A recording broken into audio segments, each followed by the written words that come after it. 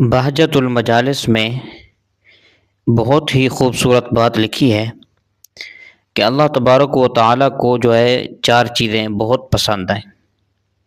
احب الاشیاء الی اللہ اربعۃ، کہ اللہ تبارک و تعالیٰ کے ہاں اللہ تبارک و تعالیٰ کو چار چیزیں بہت پسندیدہ ہیں۔ سب سے پہلی ہے القصد عند الجدہ، کہ حالت غنا میں میانہ روی اپنانا، میانہ روی اختیار کرنا۔ دوسرا ہے والعفو عند المقدرہ، کہ قدرت ہوتے ہوئے معاف کرنا، یہ اللہ تبارک و تعالیٰ کو پسند ہے۔